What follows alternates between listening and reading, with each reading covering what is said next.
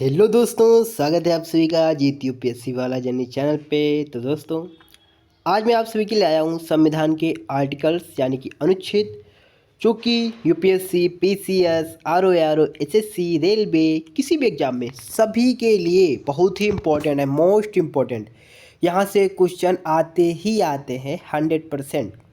तो आपको चाहिए आप लोग फटाफट से याद कर लीजिए, रिवीजन कर लीजिए। तो मैं आप सभी को बहुत ही अच्छे वे में टोटल क्लियर कराने वाला हूँ आज की क्लास में संविधान के अनुच्छेद। ठीक है, तो मैं भाग वाइज बताऊँगा, भाग एक से में कितने अनुच्छेद हैं, भाग दो में कितने हैं और कौन कौन से हैं, उसके अंतर्गत क्या है। ठीक है, टोटल जानकारी मिलेगी आपको। ओके, और मैं एक मिनट, मैं वादा करता हूँ कि यहाँ से आपको देखने के बाद और कहीं जाने की आवश्यकता नहीं पड़ेगी। ठीक है, आप हमारे चैनल को सब्सक्राइब और लाइक करेंगे ही करेंगे, क्योंकि इतना अच्छा कंटेंट मैं इस वीडियो में देने वाला हूँ। ठीक है, चलिए फटाफट स्टार्ट करते हैं। संविधान के अनुच्छेद एक से स्टार्ट करेंगे। हमारा भाग पहला है ओके, अनुच्छेद 1। और अनुच्छेद 1 जो है, सॉरी थोड़ा डिस्टर्ब हो रहा है, मैं इस टाइप से भी पढ़ाता नहीं हूँ, बट इस बार मैं ट्राई कर रहा हूँ, कोई नहीं। ठीक है, अनुच्छेद 1, संघ और राज्य तथा इसके राज्य क्षेत्र। संघ और इसके राज्य क्षेत्र है अनुच्छेद 1। और भाग एक के अंतर्गत 4 अनुच्छेद आते हैं, अनुच्छेद 1 से लेकर के अनुच्छेद 4 तक। ठीक है, तो अब हम बात करेंगे अनुच्छेद 2 के बारे में। तो अनुच्छेद 2 के अंतर्गत आता है नए राज्यों के स्थापना का प्रावधान। अनुच्छेद 2 के अंतर्गत जो नए राज्य होते हैं उनका जो स्थापना होती है उसका प्रावधान आता है। अनुच्छेद 3 में आता है राज्यों की सीमा और नाम में परिवर्तन का प्रावधान। जो नाम में चेंजेस किए जा रहे हैं वो आर्टिकल 3 के अंतर्गत आता है। ठीक है, इसके बाद अनुच्छेद 4 के अंतर्गत आता है पहली और चौथी अनुसूची के संशोधन तथा अनुपूरक विषयों पर उपबंध करने के लिए अनुच्छेद 2 और 3 के अधीन। ठीक है, अब हम बात करेंगे भाग 2 के बारे में। तो भाग 2 है हमारा, भाग 2 है भारत की नागरिकता, भाग 2। ठीक है, भारत की नागरिकता के बारे में इसमें देखेंगे, तो मैं स्क्रॉल कर लेता हूँ ऊपर। ओके, भारत की नागरिकता, इसके अंतर्गत अनुच्छेद 5 से लेकर के 11 आता है। तो अनुच्छेद 5 देखेंगे, इसमें है संविधान की शुरुआत में नागरिकता का प्रावधान। अनुच्छेद 6, पाकिस्तान से भारत आने वाले व्यक्तियों की नागरिकता। इसके पाकिस्तान से भारत इम्पोर्टेंट है अनुच्छेद 6, क्योंकि पाकिस्तान ट्रेंडिंग में रहता है थोड़ा, इससे हमारे संबंध अच्छे नहीं हैं। तो ये चीज़ यहाँ पे आप सभी को याद होनी चाहिए कि पाकिस्तान से जो भारत आएगा उस व्यक्तियों की नागरिकता में अनुच्छेद 6 कार्य करता है। ठीक है, अनुच्छेद 7 है भारत से पाकिस्तान जाने वाले। ठीक है, अनुच्छेद 6 बात करता है पाकिस्तान से भारत आने वाले, और अनुच्छेद 7 भारत से पाकिस्तान जाने वाले। ठीक है, अनुच्छेद 8 है भारतीय मूल के व्यक्ति की नागरिकता। जो भारतीय व्यक्ति मूल के व्यक्ति हैं उनकी नागरिकता के बारे में बात करते हैं अनुच्छेद 8। और अनुच्छेद 9 बात करता है नागरिकता की समाप्ति कैसे होगी। ठीक है, अनुच्छेद 9 के अंतर्गत कहा जाता है। अनुच्छेद 10 है कि नागरिकता के अधिकार का बने रहना। हमारे नागरिकता के, हमारे जो सिटीजनशिप है उसके राइट्स किस प्रकार से बने रहेंगे वो बात करता है अनुच्छेद 10। अनुच्छेद 11 की बात करें तो संसद द्वारा नागरिकता अधिकार कानूनों ठीक है का नियमन का प्रावधान इसके अंतर्गत है अनुच्छेद 6 के अंतर्गत। तो अर्थात हम कह सकते हैं, अर्थात नागरिकता को लेकर के सारी शक्तियां संसद के पास हैं। जो हमारी सिटीजनशिप से रिलेटेड सभी पावर है वो सभी संसद यानी कि पार्लियामेंट के पास है। ठीक है, अब हम बात करेंगे भाग 3 की। ठीक है। भाग 3 में मौलिक अधिकार हैं और अनुच्छेद की बात करें तो 12 से लेकर के 35 तक। अनुच्छेद 12 है राज्य की परिभाषा। अनुच्छेद 13 की बात करें तो वह है मौलिक अधिकारों पर नियंत्रण करने की विधियां। वो विधियां कई प्रकार की हो सकती हैं। ठीक है, चलिए हम आगे देखते हैं, अनुच्छेद 14 की तरफ चलते हैं। ओके, तो हम आ चुके हैं अनुच्छेद 14 पे। इसमें है समानता का अधिकार। अनुच्छेद 14 से 18 तक बात करेंगे। ठीक है, तो 14 में है कानून के समक्ष समानता। 15 में है धर्म, जाति, लिंग, जन्म स्थान आदि के आधार पर भेदभाव नहीं होगा। अनुच्छेद 16 में आता है लोक नियोजन के अवसरों में सभी को समानता। अनुच्छेद 17 की बात करें तो इसमें है अस्पृश्यता, छुआछूत का अंत। अनुच्छेद 18 में आता है उपाधियों का अंत। ठीक है, अनुच्छेद 18 तक आप लोग समझ चुके होंगे कि क्या है, किसमें क्या है। ठीक है,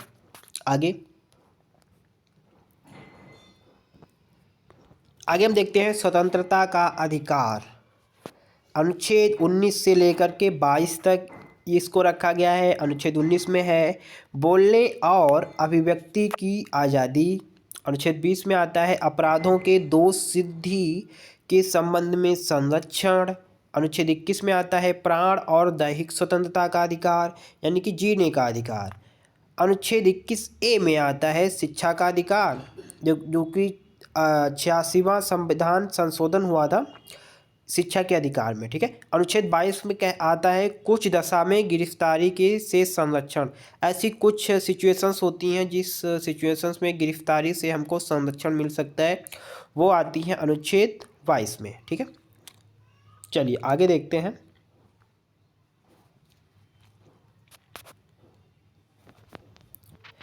आगे है शोषण के विरुद्ध अधिकार। ये है अनुच्छेद 23 से लेकर के 24, यानी कि 2 में। अनुच्छेद 23 में आता है मानव के साथ दुर्व्यवहार और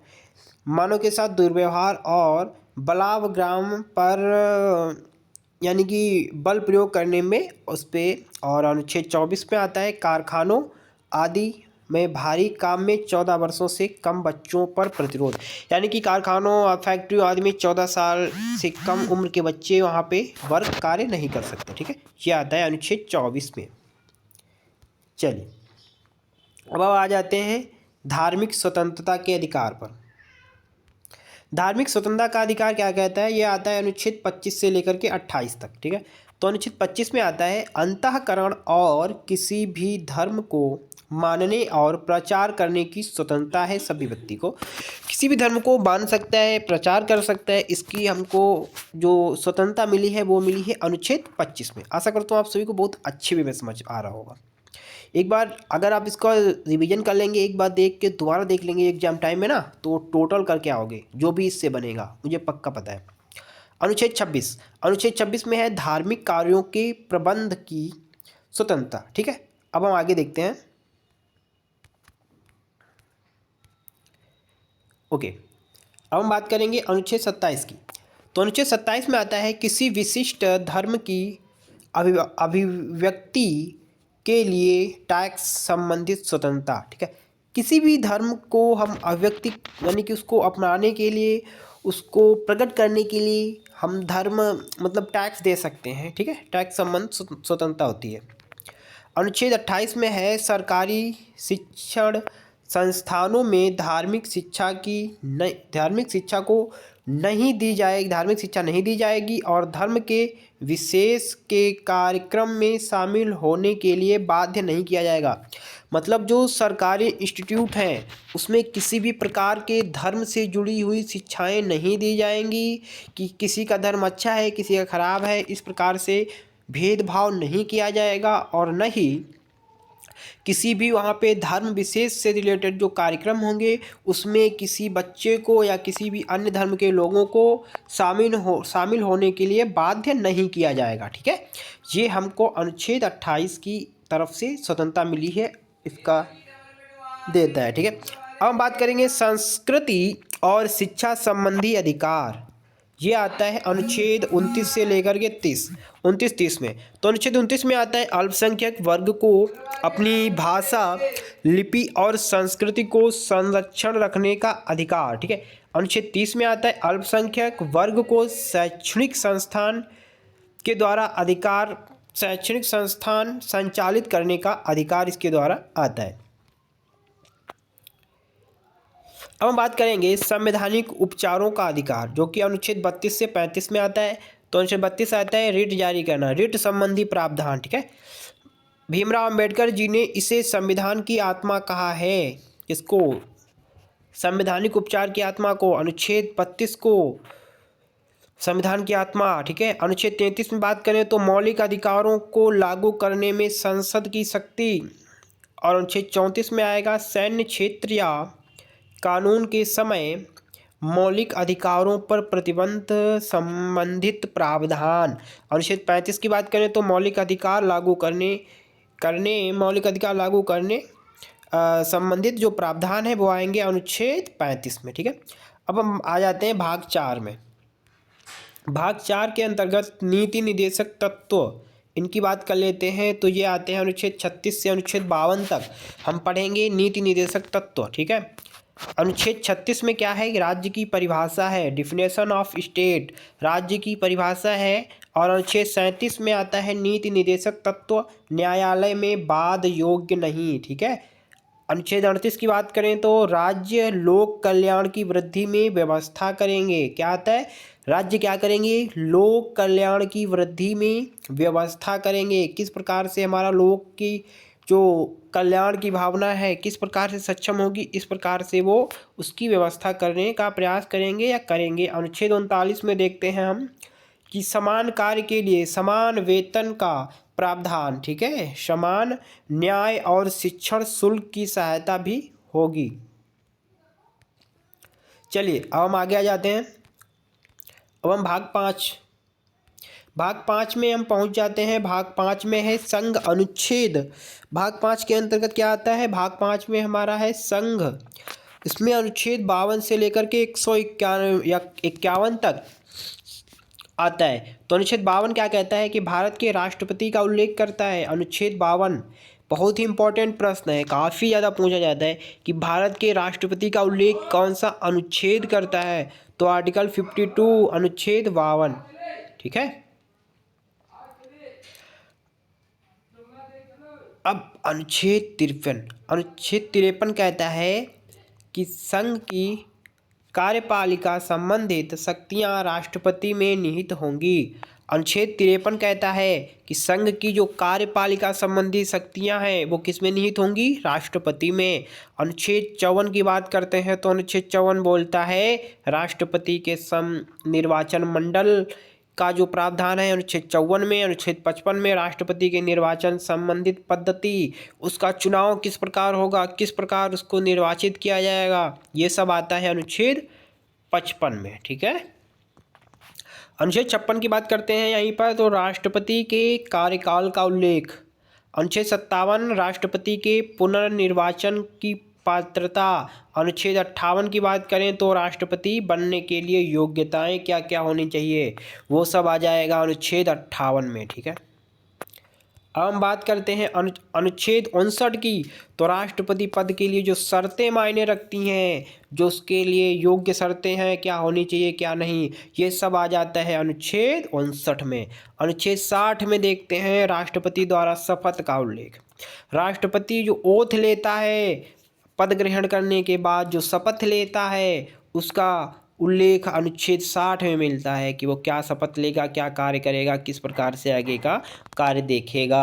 अनुच्छेद 61 की बात करें तो राष्ट्रपति पर महाभियोग लगाया जा सकता है, ये प्रावधान है अनुच्छेद 61 में, राष्ट्रपति पर महाभियोग। ठीक है।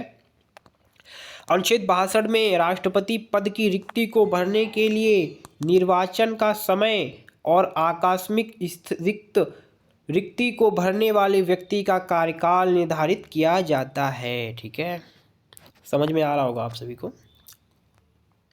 देखो मैं इसी प्रकार से पढ़ाता हूँ फटाफट से, ताकि इतना लंबा टॉपिक और इतना इम्पोर्टेंट टॉपिक हमारे बहुत ज़रूरी कार्य का है, जो कि हर एग्जाम में पूछा जाता है। तो आप लोग फटाफट से इसको देख लें, ज़्यादा समय नहीं लगे और आपको अच्छे से याद भी हो जाए। इसके लिए आपको करना ये है, अगर एक बार में नहीं याद होता है अभी, तो एक बार आपको फिर एग्जाम टाइम पे रिवीजन कर लेना है, या भी 2-3 बार रिवीजन कर लेना है, देख लेना है, फटाफट से नोट्स बना लेना है। नोट्स बनाने की आपको टेंशन नहीं होनी चाहिए, क्योंकि मैं PDF दे दूँगा। आप कमेंट करिएगा, आपको मैं PDF दे दूँगा। आप एक सब्सक्राइब कर दीजिएगा प्लीज़, और लाइक कर दीजिएगा।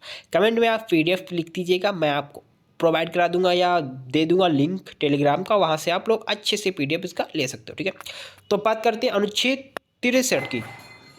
तो अनुच्छेद 63 कहता है कि उपराष्ट्रपति के पद का उल्लेख करता है। क्या करता है? अनुच्छेद 63 उपराष्ट्रपति के पद का उल्लेख कौन करता है? अनुच्छेद 63। और राष्ट्रपति के पद का आप लोग कमेंट बॉक्स में कमेंट करिए, ठीक है। अनुच्छेद 64 की बात करें तो भारत का उपराष्ट्रपति राज्यसभा का पदेन सभापति होगा। अनुच्छेद 65 में आता है आकस्मिक स्थिति में राष्ट्रपति नहीं होने की स्थिति में उपराष्ट्रपति राष्ट्रपति के तौर पर कार्य करेंगे। ये किस में आता है? अनुच्छेद 65। अनुच्छेद 65 में आता है कि आकस्मिक स्थिति में, यानी कि आपातकालीन स्थिति में, ऐसी कोई स्थिति आ जाती है जब राष्ट्रपति मौजूद नहीं है, उपलब्ध नहीं है, तो उस स्थिति में उपराष्ट्रपति जो है राष्ट्रपति का जो कार्य होगा उसके तौर पर कार्य करेंगे। अनुच्छेद 66 है कि उपराष्ट्रपति का निर्वाचन संबंधित प्रावधान है इसमें। और अब हम बात करेंगे अनुच्छेद नंबर 67 की। तो अनुच्छेद नंबर 67 कहता है कि उपराष्ट्रपति के कार्यकाल का उल्लेख करता है कि उसका कार्यकाल किस प्रकार से होना चाहिए, कैसे होना चाहिए, ठीक है। चलिए अब हम आ जाते हैं, फटाफट से आगे देखते हैं। अनुच्छेद कौन सा था? 66। तो आपको हम लोगों को चलना है, हाँ, 67 थोड़ा इधर उधर है, कोई दिक्कत नहीं। अनुच्छेद 68 कहता है कि उपराष्ट्रपति पद की रिक्ति को भरने के लिए निर्वाचन का समय और आकस्मिक रिक्ति को भरने वाले व्यक्ति का कार्यकाल निर्धारित किया है। अनुच्छेद 69 है कि उपराष्ट्रपति की शपथ का उल्लेख करता है। अनुच्छेद 70 कि अन्य किसी आकस्मिकता में राष्ट्रपति के कर्तव्यों का निर्वहन करेगा। अनुच्छेद 71 कहता है कि राष्ट्रपति और उपराष्ट्रपति के निर्वाचन संबंधित विषय। अनुच्छेद 72 कहता है राष्ट्रपति द्वारा क्षमादान की शक्ति। राष्ट्रपति द्वारा क्षमादान की शक्ति किस में आएगी, किस आर्टिकल में आएगी? तो वो आएगी आर्टिकल 72, यानी कि आर्टिकल 72 में। आर्टिकल 73 कहता है संघ की कार्यपालिका शक्ति के विस्तार का उल्लेख करेगी। आर्टिकल 74 अनुच्छेद 74 कहता है राष्ट्रपति को सलाह देने के लिए मंत्रिपरिषद का उल्लेख किया जाएगा। अनुच्छेद 75 कहता है कि मंत्रियों से संबंधित अन्य संबंध के बारे में दर्शाएगा। अनुच्छेद 76 कहता है भारत के महान्यायवादी का उल्लेख, ये भी काफ़ी इंपॉर्टेंट है। अनुच्छेद 76 भारत के महान्यायवादी का उल्लेख करता है। अनुच्छेद 77 भारत की सरकार के कार्य का संचालन संबंधित उल्लेख करता है। अनुच्छेद 78 कहता है कि राष्ट्रपति को जानकारी देने के लिए प्रधानमंत्री के कर्तव्य, इसका उल्लेख करता है अनुच्छेद 78, ठीक है। चलिए अब हम देखते हैं आगे। अनुच्छेद 79 कहता है संसद के गठन का उल्लेख करता है। पार्लियामेंट के जो गठन का उल्लेख करता है, कौन सा करता है? अनुच्छेद 79। और अनुच्छेद 80 क्या करता है? अनुच्छेद 80 राज्यसभा का उल्लेख करता है। अनुच्छेद 81 लोकसभा का उल्लेख करता है। 81 80 क्या? राज्यसभा। 81 लोकसभा। राज्यसभा का गठन 80 अनुच्छेद, और लोकसभा का गठन अनुच्छेद 81। अनुच्छेद 82 क्या करता है? प्रत्येक जनगणना के बाद सीटों का पुनः समायोजन किस प्रकार से होनी चाहिए, किस प्रकार से नहीं, उसका क्या क्रम रहेगा, ये सब किस अनुच्छेद में? 82। अनुच्छेद 83 कहता है संसद के सदन की अवधि का उल्लेख करता है। अनुच्छेद 84 संसद की सदस्यता के लिए योग्यता को निर्धारित करने का कार्य करता है।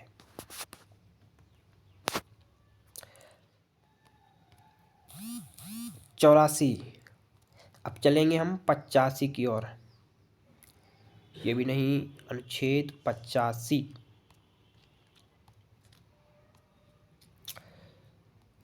ये क्रम वाइज नहीं है तो कोई नहीं, मिल जाएगा, कोई दिक्कत वाली बात नहीं। 1-2 मिनट का समय हो सकता है लेट हो जाए।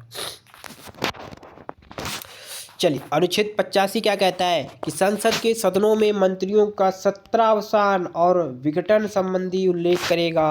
अनुच्छेद 86 राष्ट्रपति के संसद में अभिभाषण और संदेश भेजने का अधिकार इसके अंतर्गत संचालित होगा।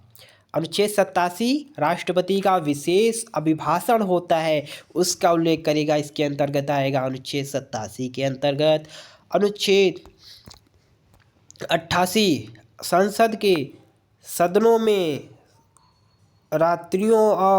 मंत्रियों और महान्यायवादियों के अधिकार का वर्णन करेगा। अनुच्छेद 89 राज्यसभा का सभापति और उपसभापति का उल्लेख करने का कार्य करेगा। अनुच्छेद 90 क्या करेगा? अनुच्छेद 90 राज्यसभा के उपसभापति का पद रिक्त होने पर परित्याग या पद से हटाए जाने का उल्लेख करता है। अनुच्छेद 91 सभापति के अन्य कार्य करने तथा कर्तव्य का पालन करने में उपसभापति या अन्य व्यक्ति की शक्ति का निर्धारण करता है, शक्ति का उल्लेख करता है। अनुच्छेद 92 जब सभापति या उपसभापति को हटाने का संकल्प विचाराधीन हो, यानी कि सभापति या उपसभापति को हटाए जाने का जो संकल्प है वो विचार योग्य हो, विचाराधीन हो, तब वह पीठासीन अधिकारी नहीं होंगे, ये निर्धारित करता है अनुच्छेद 92। ठीक है, तो अनुच्छेद 93 क्या करता है? अनुच्छेद 93 करता है लोकसभा के अध्यक्ष और उपाध्यक्ष का उल्लेख करता है। अनुच्छेद 94 अध्यक्ष और उपाध्यक्ष का पद रिक्त होना, पद का त्याग या पद से हटाया जाने का वर्णन करता है। अनुच्छेद 95 अध्यक्ष के रूप में कार्य करने का कर्तव्य का पालन करने के लिए अध्यक्ष की शक्तियों का उल्लेख करता है। ठीक है, अब देखेंगे अनुच्छेद 96। तो एक मिनट, अनुच्छेद 96 जब अध्यक्ष या अध्यक्ष को हटाने का संकल्प विचाराधीन हो तब वे पीठासीन अधिकारी नहीं होंगे, ये प्रूफ करता है अनुच्छेद 96। अनुच्छेद 97 की बात करें तो राज्यसभा के सभापति और उपसभापति का तथा लोकसभा अध्यक्ष और उपाध्यक्ष के वेतन और भत्ते को निर्धारित करता है अनुच्छेद 97। ठीक है, 98 की बात करें, संसद की सचिवालय का उल्लेख बहुत इंपॉर्टेंट है। संसद की सचिवालय का उल्लेख कौन करता है? अनुच्छेद 98। अनुच्छेद 99 की बात तो संसद के सदस्यों द्वारा ओथ का उल्लेख करता है, यानी कि शपथ का उल्लेख, अनुच्छेद 99। 100 अनुच्छेद नंबर 100 क्या करता है?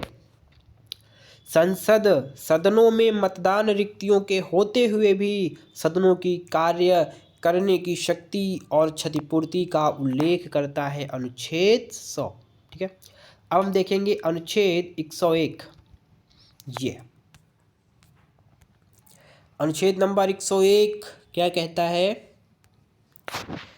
अनुच्छेद नंबर 101 कहता है संसद में स्थानों का रिक्त होना। अनुच्छेद नंबर 102 संसद सदस्यता के लिए योग्यताएं क्या क्या होनी चाहिए, इसको डिवाइड करता है। अनुच्छेद 105 क्या कहता है कि संसद के सदन की तथा उनके सदस्यों की समितियों की शक्तियों और विशेषाधिकार को वर्णित करता है, अनुच्छेद 105। अनुच्छेद 106 सदस्यों के वेतन और भत्ते को निर्धारित करता है। सदस्यों के वेतन और भत्ते, संसद के जो सदस्य होते हैं उनके वेतन और भत्ते को निर्धारित करता है, अनुच्छेद 106। अब 108 दोनों सदनों की संयुक्त बैठकें बुलाता है, अनुच्छेद 108।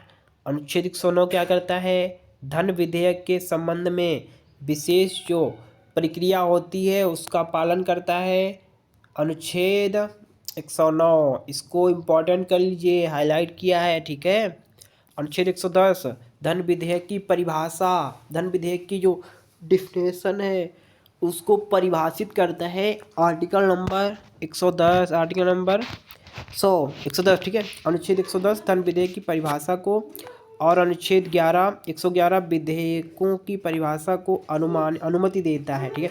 विधेयकों की जो अनुमति होती है वो देता है। अनुच्छेद 112 वार्षिक वित्तीय विवरण यानी कि बजट का उल्लेख करता है। 113 संसद के प्राक्कलन के संबंध में प्रक्रिया होती है उसका पालन करता है, अनुच्छेद 113। अनुच्छेद 114 विनियोग विधेयक होता है। अनुच्छेद 120 की अगर बात करें, अनुच्छेद 120 की अगर हम बात करते हैं ना, तो अनुच्छेद 120 में संसद में प्रयोग की जाने वाली परिभाषा। अनुच्छेद 122 न्यायालयों द्वारा संसद की कार्यवाहियों की जांच न किया जाना। ये किस में आता है? अगर कोई भी न्यायालय संसद की जो कार्यवाही होती है उसकी जांच नहीं करता है तो ये टोटल आ जाता है न्यायपालिका में, और इसका अनुच्छेद हो जाएगा 122। अनुच्छेद 123 होता है राष्ट्रपति के अध्यादेश जारी करने की शक्ति। अनुच्छेद 124 की बात करें तो अनुच्छेद 124 आ जाता है हमारा सर्वोच्च न्यायालय में यानी कि सुप्रीम कोर्ट में। अनुच्छेद 124 सर्वोच्च न्यायालय सुप्रीम कोर्ट की स्थापना व गठन का उल्लेख करता है। अनुच्छेद 125 न्यायाधीशों के वेतन संबंधी प्रावधान का उल्लेख करता है। अनुच्छेद 126 कार्यकारी मुख्य न्यायमूर्ति जो होते हैं उनकी नियुक्ति की बात करता है, आर्टिकल 126 अनुच्छेद 126। अनुच्छेद 127 बात करता है तदर्थ न्यायमूर्ति की नियुक्ति का प्रावधान। उस समय जो न्यायमूर्ति होते हैं उनकी नियुक्ति का जो प्रावधान होता है, इसका पूरा कार्य, इसमें पूरा टोटल बात करता है अनुच्छेद 127, ठीक है। चलिए आगे देख लेते हैं 127 128, हमको 128 पेज नंबर ये, ओके फाइन। चलिए स्टार्ट। अनुच्छेद 128 क्या करता है? उच्चतम न्यायालयों की बैठक में सेवानिवृत्त न्यायाधीशों की उपस्थिति का विवरण देखता है। अनुच्छेद 129 उच्चतम न्यायालय अभिलेख न्यायालय के रूप में होने का प्रावधान देता है। अनुच्छेद 130 उच्चतम न्यायालय की आरंभिक अधिकारिता।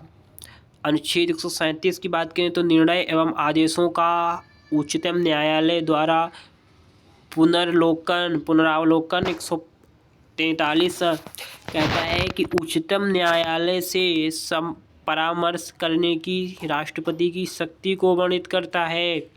अनुच्छेद 144 सिविल एवं न्यायिक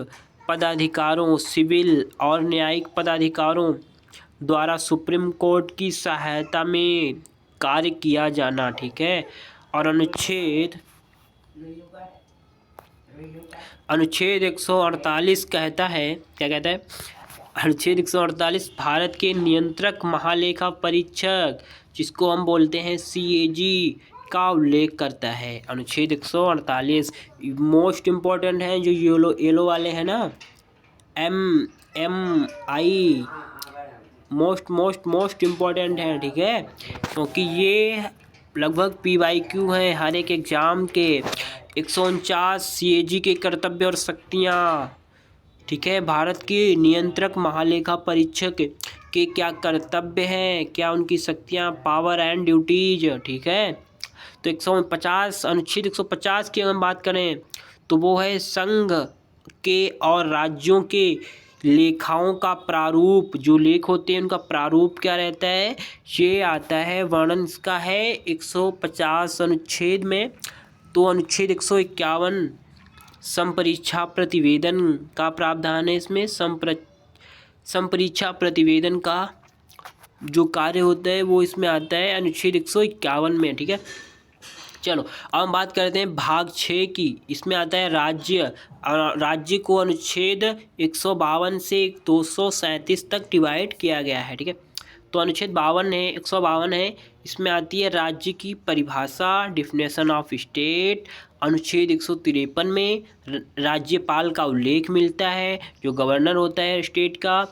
और उसके बाद अनुच्छेद 154 में राज्य की कार्यपालिका शक्तियाँ, जो कि राज्यपाल में निहित होंगी। ये वर्णन हमको मिलता है अनुच्छेद 154 में। अनुच्छेद 154 कहता है कि राज्य की कार्यपालिका की जो शक्तियाँ होंगी वो राज्यपाल में निहित होंगी। उसका सर्वेसर्वा राज्यपाल होगा, यानी कि गवर्नर होगा। ठीक है। अब अनुच्छेद 155 कहता है कि राज्यपाल की नियुक्ति की बात करता है कि राज्यपाल का जो अपॉइंटमेंट होगा, नियुक्ति होगी, कैसे होगी। ठीक है, ये बात करता है अनुच्छेद 155। अनुच्छेद 156 बात करता है राज्यपाल का कार्यकाल, कि राज्यपाल का कार्यकाल कितने वर्ष का होगा, ये बात करता है अनुच्छेद 156। अनुच्छेद 157 क्या करता है, ये करता है राज्यपाल की योग्यताएं। ये इधर उधर हो गया, आप लोग सही कर लीजिएगा।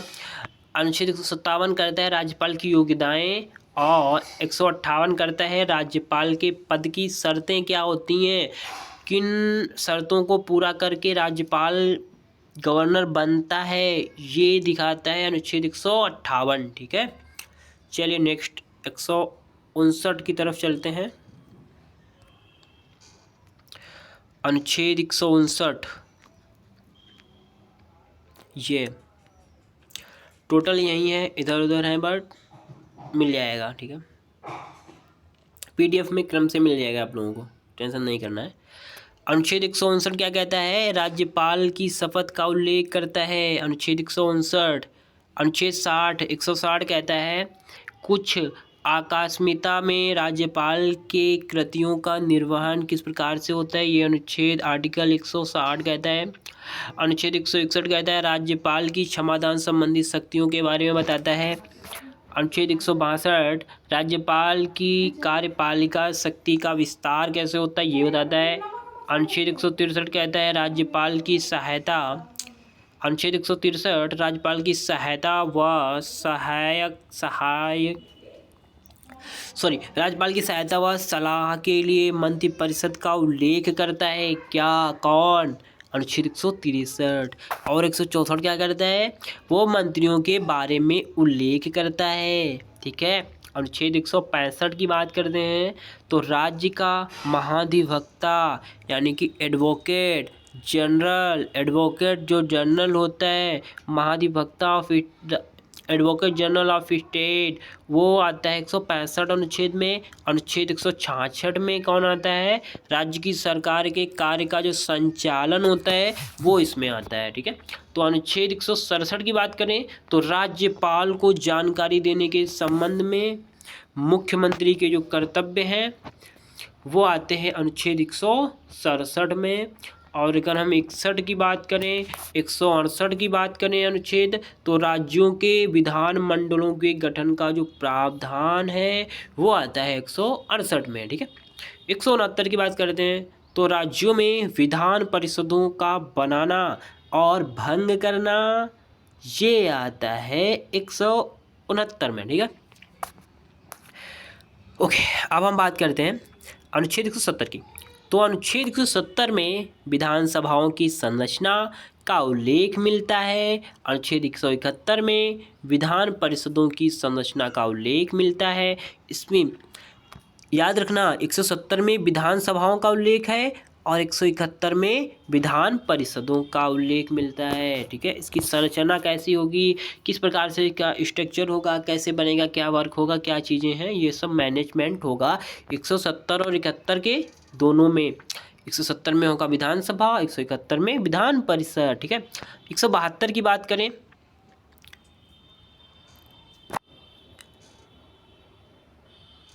अगर हम 172 की बात करते हैं तो 172 में राज्यों के विधानमंडल की अवधि का उल्लेख मिलता है। 173 में विधानमंडल की सदस्यता की योग्यता, विधानमंडल के सदस्य हैं तो उनके लिए कौन कौन सी योग्यताएं होनी चाहिए, एबिलिटी, वो मैटर करती हैं। 174 में विधानमंडल के 17 अवसान, ठीक है, 17 अवसान और विघटन का उल्लेख है। जबकि 175 में राज्यपाल का सदन में अभिभाषण, जिस प्रकार से राष्ट्रपति का अभिभाषण होता था एक आर्टिकल में, वो आर्टिकल आपको कमेंट करना है। उसी प्रकार से राज्यपाल का जो अभिभाषण और उनका संदेश का जो अधिकार है वो आएगा अनुच्छेद 175 में, ठीक है। हैप्पी। तो अनुच्छेद 176 की बात कर लेते हैं। तो राज्यपाल का जो विशेष अभिभाषण है, राज्यपाल का एक अभिभाषण होता है और एक होता है विशेष अभिभाषण। तो विशेष अभिभाषण आता है 176 में। और 177 अनुच्छेद में आता है सदन के बारे में मंत्रियों और महाधिवक्ता के अधिकार, जो उनके राइट्स होते हैं, वो आता है अनुच्छेद 77 के बारे में। अब हम नेक्स्ट देखते हैं अनुच्छेद 77 यानी कि 78, ये रहा।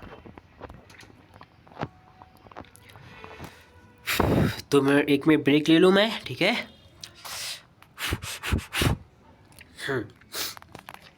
चलिए आप लोग फटाफट सब्सक्राइब के लिए प्लीज़ एक लाइक कर दीजिए। Okay, continue.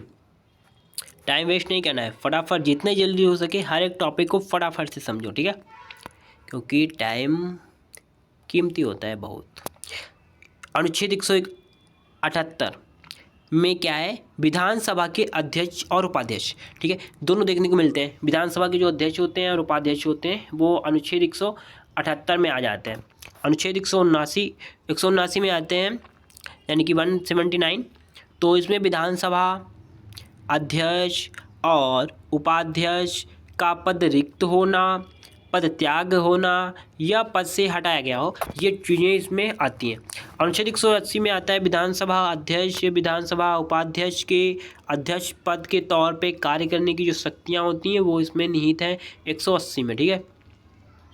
अब अनुच्छेद 181 की बात कर लेते हैं। तो ये अध्यक्ष और उपाध्यक्ष के हटाने का प्रस्ताव हो तब ये पीठासीन अधिकारी नहीं होंगे, ये बताया गया है 181 में, ठीक है। 182 में क्या कहा गया है कि विधान परिषद का सभापति और उपसभापति की बात की गई है। अनुच्छेद 183 में विधान परिषद सभापति और उपसभापति का पद रिक्त होना, पद त्याग होना या पद से हटाया गया हो, ठीक है। 184 विधान परिषद की सभापति उपसभापति का सभापति कैसे होना, कार्य करने की शक्तियाँ, ये सब चीज़ें इसमें वर्णित हैं। और अनुच्छेद 185 में जब सभापति और उपसभापति को हटने का प्रस्ताव हो तब वे पीठासीन अधिकारी नहीं होंगे। जब उन्हें हटाने जाने का प्रस्ताव हो तब वो पीठासीन अधिकारी नहीं होंगे, ठीक है। अब अनुच्छेद 186 है कि अध्यक्ष और उपाध्यक्ष तथा सभापति और उपसभापति के वेतन और भत्ते, इन चारों के अध्यक्ष, उपाध्यक्ष, सभापति, उपसभापति, इनके वेतन और भत्ते शामिल हैं अनुच्छेद 186 में, ठीक है। इम्पॉर्टेंट है, ये याद रखिएगा। अनुच्छेद 187 है राज्य विधानमंडल का सचिवालय। अनुच्छेद 187 88 की बात करते हैं। अनुच्छेद 188 है विधानमंडल के सदस्यों द्वारा शपथ का उल्लेख। अनुच्छेद 189 सदन में प्रधान रिक्तियों के होते हुए भी सदस्यों के कार्य करने की शक्ति की गणपूर्ति, ये अनुच्छेद 89 में 189 में। अनुच्छेद 190 में क्या है, विधानमंडल के स्थानों का रिक्त होना, अनुच्छेद 190। अनुच्छेद 191 विधानमंडल के सदस्यों की योग्यताएं, एबिलिटी क्या होनी चाहिए, ये आता है 191 में, ठीक है। चलिए नेक्स्ट, ये 192 इसमें आता है सदस्यों की योग्यताओं से संबंधित प्रश्नों का निश्चय, ठीक है। जो प्रश्न होते हैं उनका निश्चय कैसे हो, ये आता है अनुच्छेद 192 में, ओके। अब 193 देखते हैं किधर मिलता है, ये 94 नहीं है, इम्पोर्टेंट नहीं होगा, 94, ठीक है। चलिए 194 है तो विधानमंडल और उनके सदस्यों की शक्तियाँ और विशेषाधिकार आते हैं इसमें। 195 में विधानमंडल सदस्यों के वेतन और भत्ते का उल्लेख मिलता है। 199 में विधानमंडल में धन विधेयक की परिभाषा, और अनुच्छेद 200 में विधेयक की अनुमति, विधेयक जो होता है उसकी अनुमति के लिए हम अनुच्छेद 200 फॉलो करते हैं, याद रखिएगा। अनुच्छेद 200 हमको परमिशन लेनी है विधेयक के लिए, तो हम किस अनुच्छेद में जाएंगे? अनुच्छेद 200 में। ठीक है, धन विधेयक की जो परिभाषा आएगी 199 में आएगी। वो किसमें? 199 में। ठीक है, चलिए 201 की बात करते हैं। तो विचारों के लिए आरक्षित विधेयक, जो हमारे थॉट्स आधारित विधेयक होते हैं विचारों के लिए, वो आते हैं 201 में। 202 में आता है वार्षिक वित्तीय विवरण, जो विधानमंडल में होता है वो आता है। ठीक है, इसको याद रखना इम्पोर्टेंट है काफ़ी। अनुच्छेद 203 विधानमंडल में प्राक्कलन के संबंध में जो प्रक्रिया होती है। अनुच्छेद 204 में विनियोग विधेयक। जितने हाईलाइट हैं ये बहुत मोस्ट इम्पोर्टेंट हैं, आप लोग फटाफट याद रखिएगा। ठीक है, इनको अच्छे से। चलिए, अनुच्छेद 207 वित्त विधेयकों के बारे में विशेष उपबंध 223, 207, 213। ठीक है, 213 है। 213 राज्यपाल की अध्यादेश जारी करने की शक्ति। 214 राज्यों के लिए उच्च न्यायालय का प्रावधान। अनुच्छेद 214। अनुच्छेद 215 में है उच्च न्यायालय का अभिलेख न्यायालय होना। अनुच्छेद 216 में है उच्च न्यायालय हाईकोर्ट के गठन का उल्लेख। ऐसे है, एरो बना है, आप लोग समझ जाइएगा। ठीक है, चलिए 217 की बात करते हैं। तो हाई कोर्ट के न्यायाधीशों की नियुक्ति व उनके पद की शर्तें। और 218 में है सुप्रीम कोर्ट संबंधित कुछ उपबंध का उच्च न्यायालय की द्वारा लागू होना। अनुच्छेद 219 है हाई कोर्ट के न्यायाधीशों की शपथ। 220 है स्थायी न्यायाधीशों के रहने के बाद अन्य विधि व्यवसाय पर रोक लगाना। ठीक है, 221 है हाई कोर्ट के न्यायाधीशों का वेतन। 222 में आ जाता है न्यायाधीश के अन्य उच्च न्यायालय में भेजना। अनुच्छेद 223 कार्यकारी मुख्य न्यायाधीशों की नियुक्ति। ठीक है, अब 223 है। अब चलते हैं फटाफट से 224 में। 224 चाहिए ना, 293, 224 ये मिल गया। ठीक है, 224 बात करता है अपर और कार्यकारी न्यायाधीशों की नियुक्ति। 225 हाईकोर्ट की आधिकारिकता। 226 हाईकोर्ट द्वारा रिट जारी करना, रिट। और 227 सभी न्यायालयों के अधीक्षण की हाईकोर्ट की शक्ति।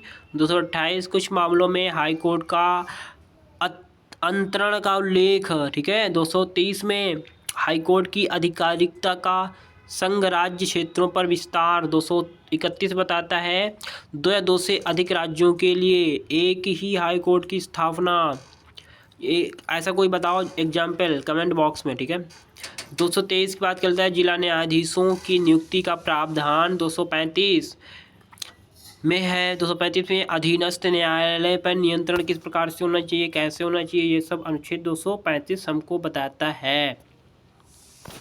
हम बात करते हैं भाग 7 की, अनुच्छेद 238 की। ठीक है, संविधान के भाग 7 में अनुच्छेद 238 में पहली अनुसूची के भाग खा राज्य का उल्लेख है। यह भाग 7 में संविधान संशोधन अधिनियम 1956 द्वारा हटा दिया गया है। इंपॉर्टेंट चीज़ है, इसको याद रखिएगा। भाग 8 में संघ राज्य क्षेत्र है। अनुच्छेद 239 से 242।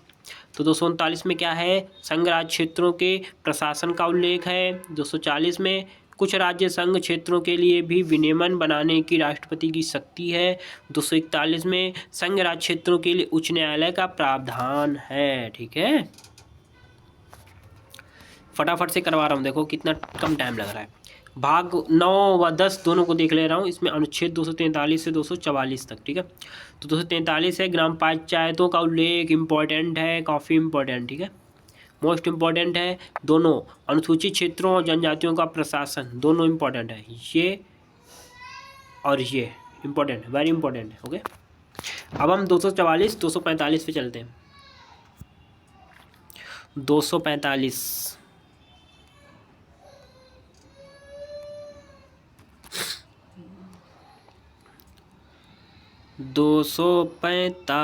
345 है ये।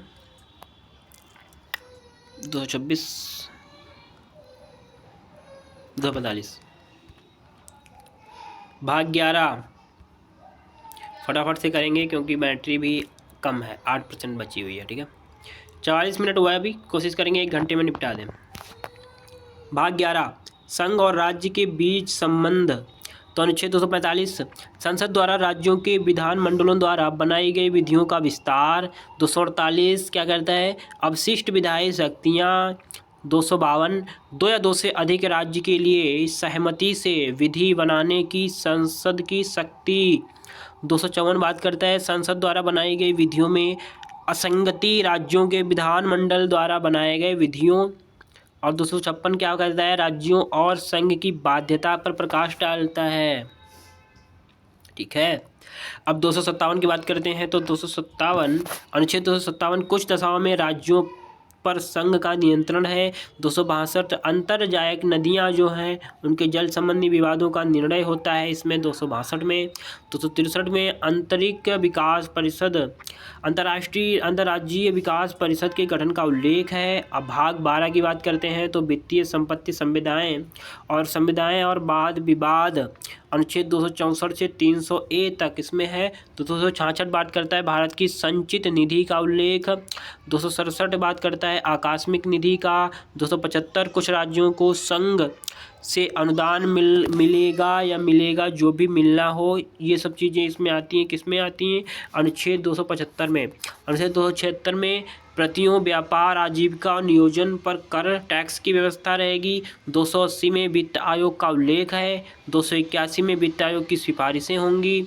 292 में आता है भारत राज्य सरकार का उधार लेना। भारत जो राज्य सरकार से कैसे उधार लेगा, क्या होगा, ये सब चीज़ें आती हैं 292 में। ठीक है, हमको देखता है 293। 293 में सबसे पहले है राज्य सरकार द्वारा उधार लेना। 298 की बात करें तो व्यापार करने का अधिकार। 299 संविदाएं आएंगी। 300A में आएगा संपत्ति का अधिकार। ठीक है, संपत्ति का अधिकार आएगा। अनुच्छेद 13 के अंतर्गत, भाग 13 के अंतर्गत व्यापार, वाणिज्य और समागम तीनों को आ जाएंगे 301 से 307 में। ठीक है, चलिए 301 देखेंगे। तो 301 में आता है भारत देश में व्यापार, वाणिज्य और समागम की स्वतंत्रता है, फुल कॉन्फिडेंस, कुछ भी कर सकते हो। भाग 14 की बात करेंगे। तो भाग 14 में संघ और राज्यों के अधीन सेवाएं जो भी हैं वो आएंगी। वो है अनुच्छेद 8 से अनुच्छेद 323 तक। तो अनुच्छेद 309 से संघ, 309 में आएगा संघ और राज्यों की सेवा करने वाले व्यक्तियों की भर्ती और सेवा की शर्तें। ठीक है, अब अनुच्छेद 312 में आएगा अखिल भारतीय सेवाओं का उल्लेख। अनुच्छेद 13 में आएगा संक्रमणीय कालीन जो उपबंध होते हैं वो। अनुच्छेद 315 में संघ और राज्यों के लिए लोक सेवा और राज्य सेवा का उल्लेख, यूपीएससी और अदर PCS एग्जाम के लिए उल्लेख आएगा। मोस्ट इम्पॉर्टेंट पता ही होना चाहिए 315 अनुच्छेद। 316 में क्या आएगा, लोक सेवा आयोग के सदस्यों की नियुक्ति व अवधि। अनुच्छेद 323A में आएगा प्रशासनिक कार्यों के लिए अधिकरण। ठीक है, अधिकरण किस प्रकार से होगा, अनुच्छेद, भाग हम 15 की बात करेंगे। एक मिनट, हाँ, भाग 15 में निर्वाचन आएगा। निर्वाचन 324 से 329 तक आएगा। 324 में चुनाव आयोग निर्वाचन के अधीक्षण, निदेशन और नियंत्रण के लिए जिम्मेदार होना, ये आएगा 324 में। Okay, understand. 324 और 325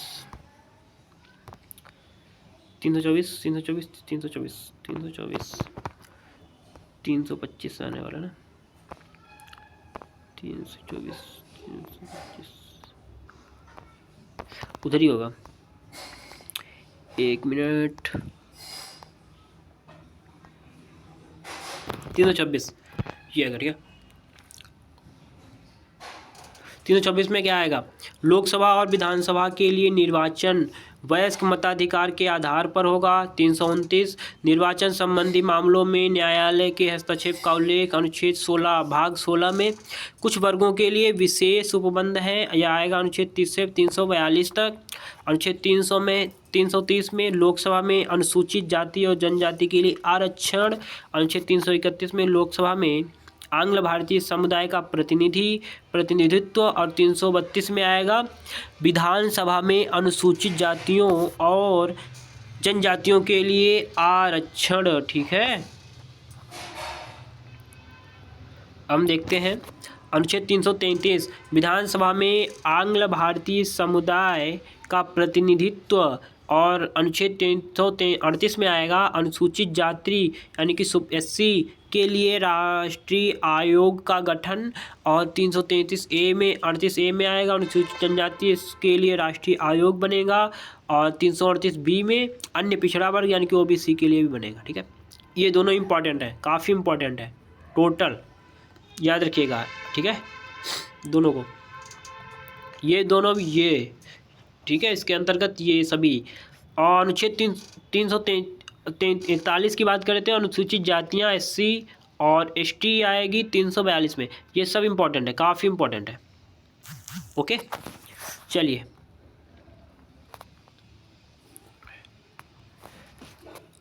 भाग 17 राजभाषा। अनुच्छेद 343 से 351। अनुच्छेद 343 में आता है संघ की राज्य भाषा का उल्लेख। संघ की जो राज्य भाषा है उसका उल्लेख किसमें आता है? उसका उल्लेख मिलता है 343 में। 344 में राजभाषा के संबंध में आयोग और संसद की समिति का वर्णन होगा। ठीक है, 343। अब 344, 345। ओके, 345 में आता है राज्यों की राजभाषा का उल्लेख। 346 में संघ और राज्य या दो राज्यों के बीच पत्राचार की राजभाषा। अनुच्छेद 348 में आएगा सुप्रीम कोर्ट व SC हाई कोर्ट में प्रयोग की जाने वाली भाषा हाई कोर्ट में। अनुच्छेद 351 में हिंदी भाषा के विकास के लिए निर्देश दिए गए हैं। अनुच्छेद 351 इम्पोर्टेंट है। भाग 18 में आपातकाल है। अनुच्छेद 392 से 360 तक। 392 में आपातकाल की घोषणा का उल्लेख मिलता है। 353 में आपातकाल की घोषणा का जो प्रभाव होगा, इफेक्ट ऑफ इमरजेंसी का प्रभाव मिलता है। ठीक है, अनुच्छेद 356 में राज्य में राष्ट्रपति शासन का उल्लेख किस प्रकार से होगा, क्या होगा, ये मिलता है अनुच्छेद 356 में। अनुच्छेद 300 अगर हम 58 की बात करते हैं ना, एक मिनट सही कर लेता हूँ। ओके फाइन, अनुच्छेद 358 की बात करते हैं तो इसमें आएगा आपातकाल के दौरान अनुच्छेद 19 के उपबंधों का निलंबन का उल्लेख। अनुच्छेद 359 आपातकाल के दौरान भाग अपर निलंबन। और 60 में आएगा वित्तीय आपातकाल के बारे में उपबंध। अब बात करेंगे भाग 19 और भाग 20 की, तो अनुच्छेद 361 से 368 तक। 361 में राष्ट्रपति, राज्यपाल और राजपूतों का संरक्षण। ठीक है, 364 में आएगा महापतन और विमान क्षेत्रों के बारे में विशेष उपबंध। अनुच्छेद 368 में आएगा संविधान संशोधन का प्रावधान। मोस्ट इम्पोर्टेंट, याद रखिएगा आप लोग। ठीक है, पूछा जाता है हर एग्जाम में। भाग 21 और 22 की बात 369 से 395 तक। 369 में राज्य सूची कुछ विषय में संबंध में संसद में कानून बनाने की शक्ति, याद रखना इम्पोर्टेंट है। अब हम बात करते हैं 370 से। 370 ओके, ठीक है, आ गई 370 धारा 370 जम्मू कश्मीर से संबंधित प्रावधान, बच्चे को याद होगा। ठीक है, 371 में महाराष्ट्र, 371 में क्या है, महाराष्ट्र और गुजरात के संबंध में विशेष उपबंध, ये भी याद रखना। 70 के में जम्मू कश्मीर, 71 में महाराष्ट्र और गुजरात, और 76 में उच्च न्यायालय के न्यायाधीशों के बारे में उपबंध दिए गए हैं। और 77 में भारत के नियंत्रक महालेखा परीक्षक के बारे में उपबंध। 78 में लोक सेवा आयोग के बारे में उपबंध। 393 में संक्षिप्त नाम का वर्णन। 395 अंतिम, इसमें क्या है, निरसन। ठीक है, तो थैंक यू सो मच दोस्तों, आप यहाँ तक बने रहे, आपने देखा मैंने किस प्रकार से, अभी देखो 1 घंटा भी नहीं हुआ, 1 घंटे के अंदर अंदर मैंने एक से लगा करके 395 अनुच्छेद आपको बता दिए। कितनी स्पीड से बोलता गया, गला दर्द कर दिया, कोई दिक्कत नहीं। ठीक है, पानी भी नहीं पिया मैंने 1 घंटे में, और फटाफट लगातार बोल के आपको टोटल कवर करा दिया बहुत ही अच्छे वे में। तो आप लोग इसको एक बार में नहीं समझ में आया, 2-3 बार देख लो, 100% गारंटी है, पॉलिटी का कोई भी क्वेश्चन जो अनुच्छेद से संबंधित होगा नहीं छूटेगा आपसे।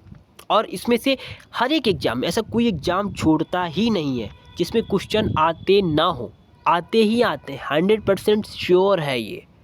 तो आप लोग फटाफट से याद कर लीजिए। और हाँ, मेरे पढ़ाने का तरीका और मेरा कंटेंट अच्छा लगा हो तो प्लीज़ एक लाइक कर दीजिए, कमेंट में लिख दीजिए। अगर आपको पीडीएफ चाहिए हो तो वो ले लीजिए मुझसे, मैं दे दूंगा, कोई दिक्कत नहीं है। आप एक सब्सक्राइब करके हमारे चैनल के साथ जुड़ जाइए। ठीक है, thank you so much everything. आप सभी स्वस्थ रहें, मस्त रहें। आपने जो सपना देखा है ना, वो पूरा करिए। आप सभी का दिन मंगलमय हो, आप सभी की मंजिल आप सभी को मिले। आप सभी को बहुत बहुत धन्यवाद।